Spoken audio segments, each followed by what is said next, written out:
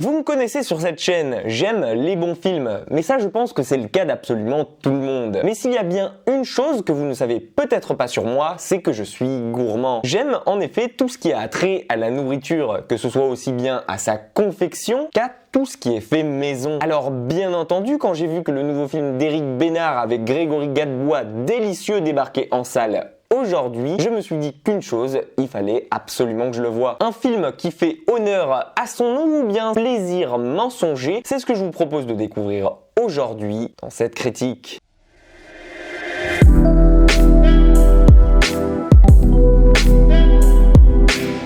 Délicieux, comme vous l'aurez compris, donc c'est un nouveau film français basé sur la nourriture et tout particulièrement sur la création du premier restaurant. Vous allez donc suivre ici l'histoire de Pierre Manceron, un ancien cuisinier du duc de Chamfort qui, à l'aube de la Révolution, décide de quitter le château de son maître après avoir subi une humiliation. Lui qui avait tenté de créer de nouvelles recettes à base de truffes et de pommes de terre auprès de ses invités, il se fait traiter de paysan par la noblesse offusquée et qui n'a pas l'habitude de manger des aliments terreux. Et refusant de s'excuser, il préfère partir en pleine cambrousse pour se ressourcer. Seulement voilà, il ne va pas rester sans cuisiner très longtemps puisqu'une femme du nom de Louise, et interprétée par Isabelle Carré, va aller à son encontre afin de devenir son apprenti. Vous le comprendrez donc assez rapidement, une jolie histoire est en train de s'écrire devant nos yeux, racontant comment ce duo improbable, constitué d'un ancien chef déchu et qui a perdu tout goût pour la nourriture, et une femme érudite qui semble-t-il n'a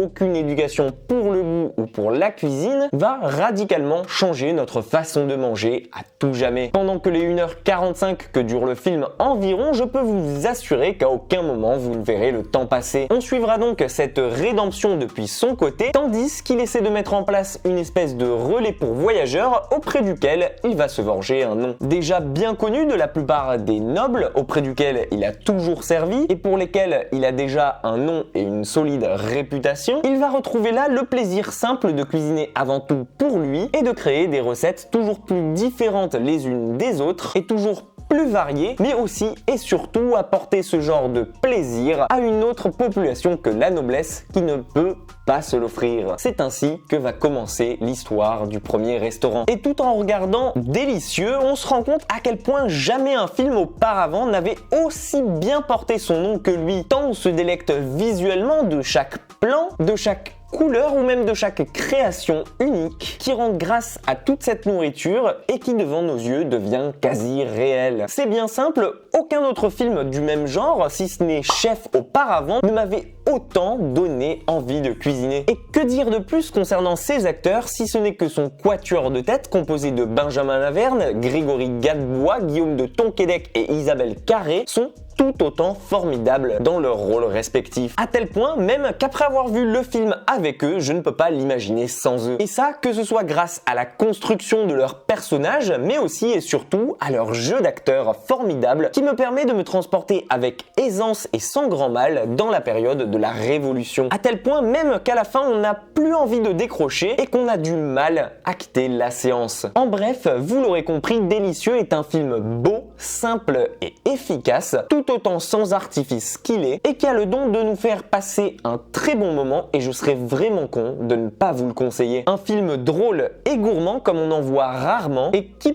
pour le moment, aux côtés de Kaamelott, pourrait bien constituer l'un de mes films préférés de cette année 2021. Quoi qu'il en soit, si vous avez eu le plaisir de le découvrir, ou bien que vous comptiez le voir, n'hésitez pas à venir me faire part ici de votre avis sur le film. Pensez à liker la vidéo si elle vous a plu, et si j'ai réussi à vous mettre l'eau à la bouche, un abonnement à la chaîne serait délicieux de votre part. Prenez soin de vous, et quant à nous, on se dit à très vite dans une toute nouvelle critique.